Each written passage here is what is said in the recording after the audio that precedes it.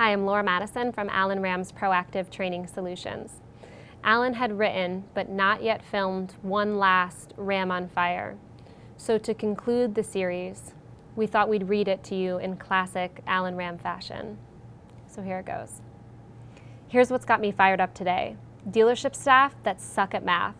I still don't understand why any dealership in today's day and age needs to have 5 salespeople standing around by the front door for 3 hours waiting on one Mini to show up.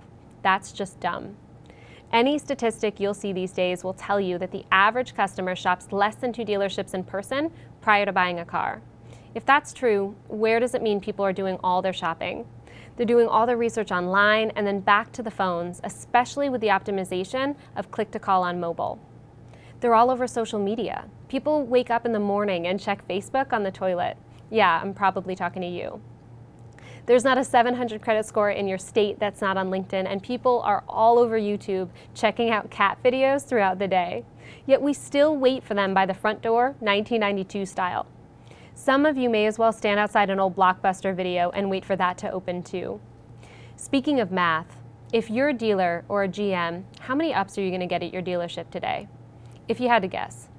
Now riddle me this. How many customer pay repair orders are you going to get in the service drive today? You have way more action happening in your service department. People rolling in all day and every day in 5, 7, 10-year-old versions of your brand. People who, if we were to present the right opportunity, the right way at the right time, many would buy a car. We have exponentially more opportunities coming in the back than in the front, yet we remain transfixed by that front door waiting on a unicorn. Oh, and before I forget, when you sell people out of service cars, those grosses tend to be significantly higher.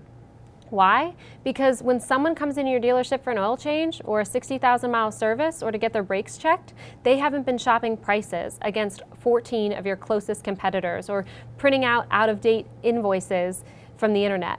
That's how you make a fair gross profit today. If you're not selling 3% plus of your customer pay business on the drive, that's a big opportunity that you're missing.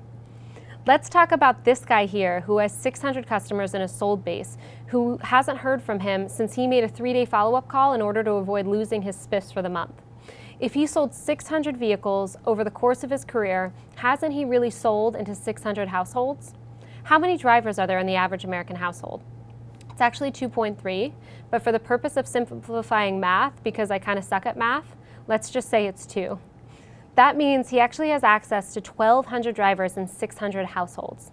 Theoretically, he should have the best chance of anyone on the planet at selling those 1,200 people a car. But unfortunately, he doesn't have any idea who those drivers are or when they might be due because he hasn't asked. Let's say he did though. Couldn't we say that if those 1,200 people on average trade every 3 years, he has 400 transactions going down in his households that he should have a first crack at? Now, we need to determine how many of those he could retain. Let's say he's a single-point dealership that has a good selection of cars, trucks, vans, and crossovers with a respectable used car inventory. Let's say that he's only retaining 40%, which would be conservative. That would mean that he's selling 160 cars a year to repeat clients, which would be about 13 deals a month. Yet he stands around, waits for hours on end with 4 other salespeople competing for a Mini while his past customers go elsewhere. That's some bad math right there. Now take that math we just did and extrapolate that over the rest of your salespeople who aren't working their base either. What about those thousands of orphan owners in the dealership's customer base? Maybe you should start calling them virgin owners because they've never been touched. The math is scary. Everybody knows how many cars they sold last month, but the biggest gains are made when you recognize how many deals you're still missing. It's not who sells the most, but it's who spills the least. If you want to dramatically increase your numbers in the win column, please contact my office regarding my Adapt VT system at 866-996-4665. Thanks a lot for letting me get that off my chest.